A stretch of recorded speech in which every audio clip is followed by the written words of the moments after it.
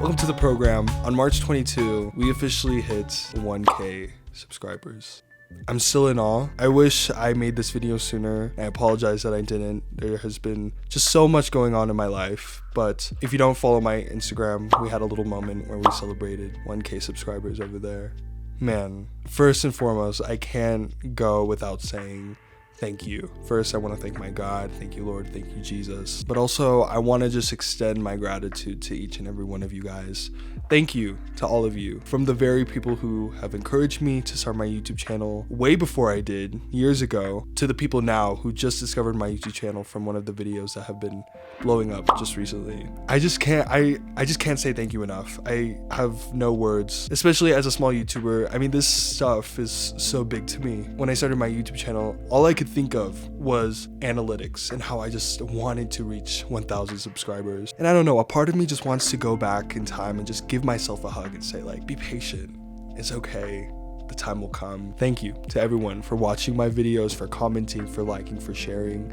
Even to those who don't really like my vibe, who don't really like my content, I still thank you so much. I love each and every one of you. Even up until now, weeks later, I just feel so happy and so grateful and so blessed. I'm just super excited for what this channel is going to be like a couple years from now and the content that you guys will be seeing pretty soon. But I cannot forget about God's goodness and just the support you guys showed me throughout these years. In celebration of hitting 1,000 subscribers, I wanted to do a video where I just sit down and reflect. I wanted to share with you guys my YouTube story, if you will. This video is very much inspired by the late Lord Cafe Cadena, who shared his YouTube story on YouTube before he passed. I made a video about 2 years ago where I talk about YouTuber advice and, you know, what it's like to start a YouTube channel. In that video, I kind of shared little bits of my YouTube story, but I feel like I haven't really just sat down and reflected and kind of talked about where it all started for me. I want this video to be very transparent, very honest, very just reflective of the 3 years I've been on YouTube and what I look forward to doing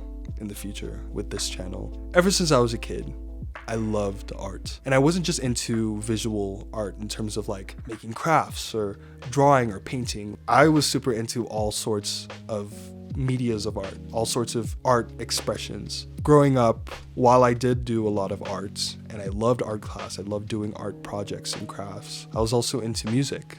I liked singing, I liked making songs. Equally, I was into writing. Even though I'm not really a fan of English class or literature, I've always been into writing. Every time in English class where we had a personal narrative project or just an opportunity for us to express ourselves through writing, either through a poem, an essay, I would eat that up.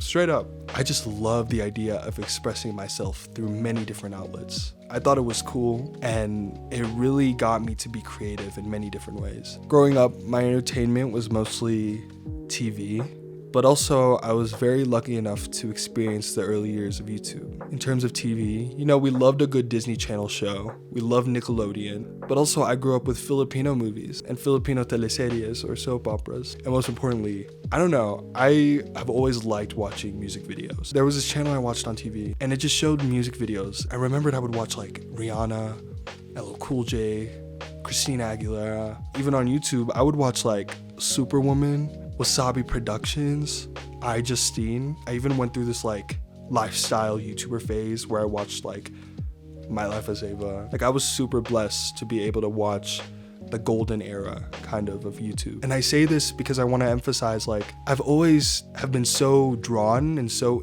intrigued by videos and just visuals. I like the idea of being able to share life experiences through video, you know? Even through music videos, it just adds a whole other element to the music. And I've always thought that was dope, you know? Let me just drink some more, hold up.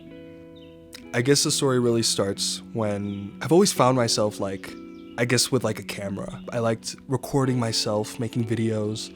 And these were random videos when I was a kid. Little vlogs, almost. Documenting my day and the places I would go to. I think things really changed when I finished 5th grade and I kind of graduated elementary school. At the time, it was just weeks after my birthday, and so kind of like a late birthday graduation gift. My parents got me a new phone, and it was the iPhone 6. Prior to me getting an iPhone 6, I've had a flip phone. That was my very first phone. And then I eventually upgraded to an iPhone 5C. And at the time, there was nothing on that phone. I'm telling you, like storage wise, it was so low. I would have to upload photos and videos. I would email photos to myself back in the day just so I can delete them and get some storage.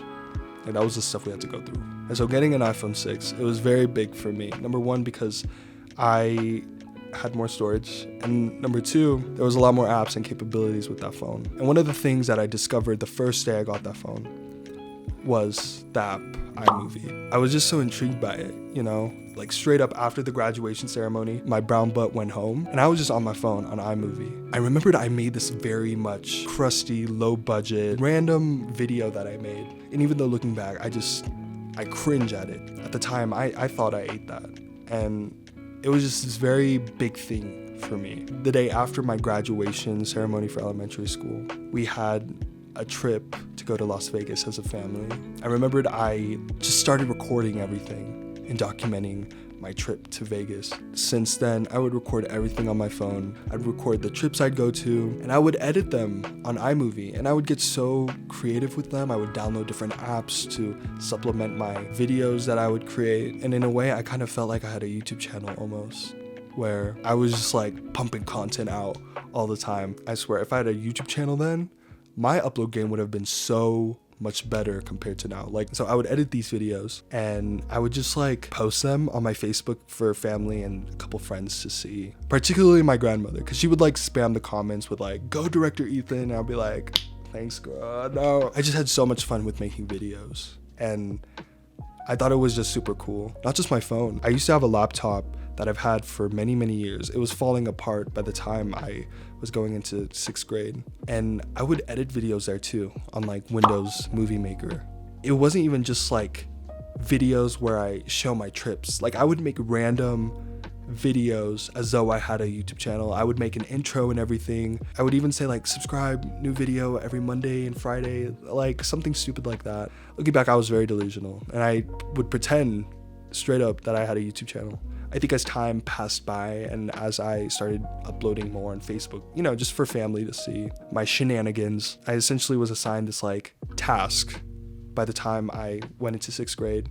The next year after 6th grade, my family went to the Philippines. It was kind of like a family trip, but it was also supposed to be a trip to surprise my grandmother for her birthday. And I was assigned to create like this little video for her where it was a slideshow, but I was like, no, I'm not just gonna do a photo slideshow. Like this is the anything else. Like I'm gonna spice it up, you know? And with that video, I kind of like added my own style to it. I was like, okay, shoot. It was bad. Like the watermark was still there and everything. But I feel like at that moment where that video was shown to hundreds of guests, you know, and to surprise my grandmother for her birthday, I kind of saw me being 12 years old at the time. People are starting to see this and like, this can be something for me potentially in the future. By the time I got into 7th and 8th grade, I kind of expanded more into video editing and all that. At the time before we moved in our old house, we actually had this smart TV in our living room. It was just something that we got recently at the time. Essentially, when guests walk into our house, you immediately go into the living room, which had the smart TV that we had during like birthdays or just like family gatherings or random events at our house. Essentially, I would get like a USB and I would plug all the videos I would do. You know, these are videos of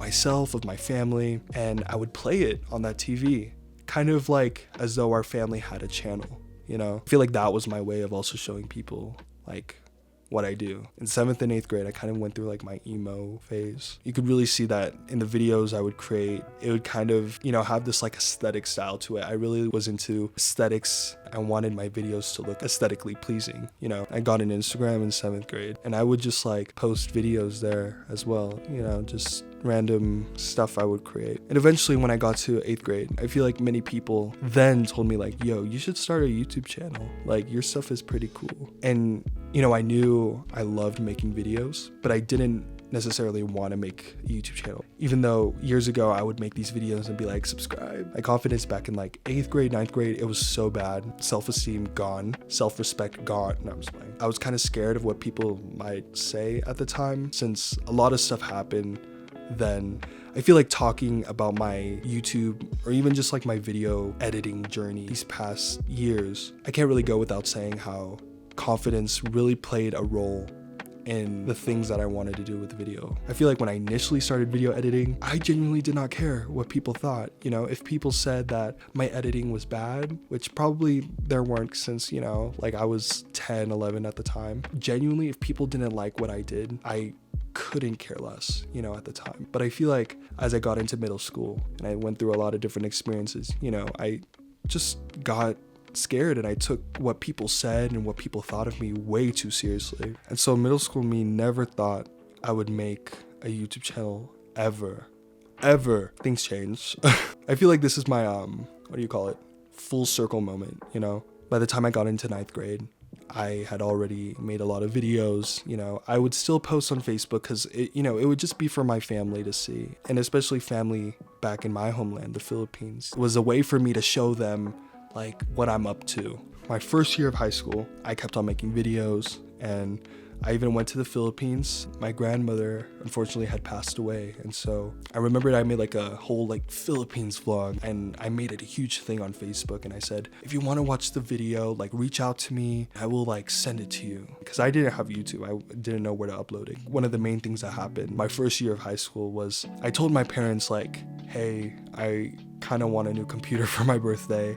I'd been using my old crusty computer that has been with me ever since I was like 7 years old. It's about time. But not only that, I wanted to take video editing to a new level, and for the longest time I wanted to get like Adobe products like Premiere Pro and After Effects and like Photoshop. Like I wanted to utilize those softwares for the projects I might do in the future, you know. It was just something that I told my parents. Like I really didn't expect. If anything, I would just be happy if I got a new computer. But they granted my wish. And for my birthday, by the end of the academic year, I got a new computer with Premiere Pro, After Effects, and all those Adobe products. And that summer, ooh, I feel like when I got out of 5th grade and I spent so much time on iMovie, imagine the amount of time I spent on like Premiere Pro, After Effects, all those things. And I was just so happy because it had just been this huge thing, this huge passion of mine for so long. I kind of taught myself like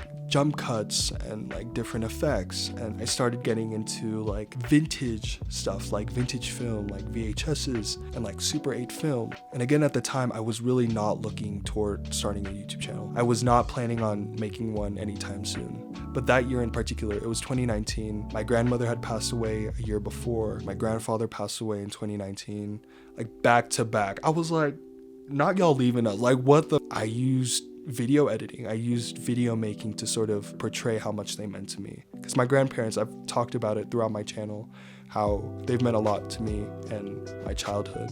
And I would make these huge videos to be shown at like their death anniversary events. Dang. This is a whole podcast episode, y'all. After my first year of high school, I moved to a different school, and I had expressed to my academic counselor in this new school like how I'm into video editing and all that. And so she put me into this elective, and I think it was called electronic media. And looking back on it, I mean, that was such a cool class that I took. We were in charge of maintaining the school's YouTube channel and the school's content creation. I would collaborate with different students, shooting things throughout the school. We would make videos about different classes, and we would advertise like events and different places in the school.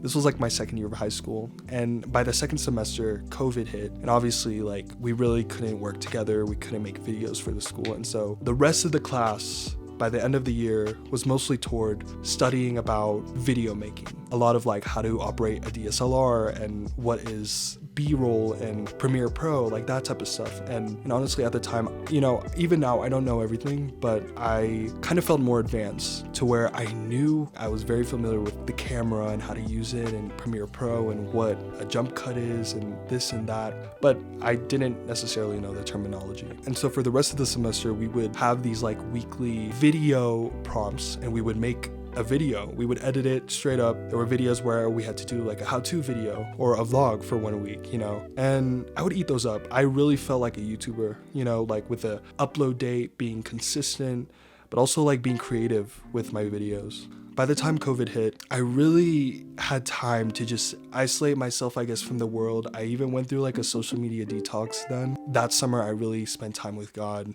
and I don't know, I just feel like during that time, I really was able to regrow that confidence that I kind of lost during middle school. I really was able to like shift the way I thought about myself. And as I said, like confidence plays a huge role in this story of like going on YouTube, you know, because when you're able to believe in yourself, when you're able to get to that point, like no one can stop you, bro. Like even though looking back, the videos I made in middle school were like cringy, you know, if I had the confidence that I probably like posted more videos than I did. So during like that COVID summer, there are a lot of things that I did then that were very much spontaneous. And eventually I was like, you know what? I've done this for so long. I've made videos since I was 6 years old, first grade. I should do a YouTube channel. Screw what anyone has to say, you know? Let me just not be afraid for once. Let me just try it. And so I believe on July 8th, 2020, I might be wrong, but I started my YouTube channel. Around that time, I posted my first video, which I had created a long time ago, but I never really posted. And it was this like Philippines video. And I remember when I started promoting my YouTube channel, a lot of people were like, yes, finally. And I was like, let me log out. I guess I was scared at first, but I feel like for a long time on YouTube, I've wanted to create this persona. If you've been with me since the very beginning, you know, I kind of wanted to have this persona of being the big brother, like, what's up, homie? Like, welcome back to the YouTube channel. Yo, what's up? And I start creating videos with, you know, that energy. And eventually I kind of like got ahead of myself to where I sort of got stuck in the analytics. I started counting my subscribers essentially. Like I would be super excited obviously when I gain a subscriber, but then I would kind of go hard on myself when I lose one or two. Although there are videos in the very beginning where I loved what I did, you know, I loved making vlogs, I loved showing what I do, I loved showing the music that I listen to. I kind of like got into a burnout stage where I started just doubting everything. Like, why did I start a YouTube channel? You know, I just came to that point where I wanted there to be traction. I wanted there to be something exciting going on with my channel where I get viral. And so you like ask yourself like, why am I doing this? Is it because I love video editing or is it because I want to get views? And so straight up, I'm going to be completely honest. There are some videos that I put out then that I've taken down. I've spent so much time and energy in some videos that I genuinely feel like wasn't me. Instead, I would do those videos to hopefully get famous. That was sort of like a big turning point in my YouTuber journey. And so by this time, it's like December 2021, right? I'm going into 2022. And I sort of tell myself like, yeah, I want to continue making YouTube videos, but I'm gonna stay true to me. And I don't want to let analytics get in the way of the thing that I like doing, that I love doing. And so since then, I've been making videos just about life. And that's pretty much it. That's pretty much like my YouTube story for now, these past few years. Again, I want to say thank you because I could not be here first without God, but also I could not be here in terms of my channel without you guys. You guys really have supported me for so long. I hope you enjoyed watching. If you like videos like these where I just sit down and spill the tea, definitely comment down below what y'all want to see.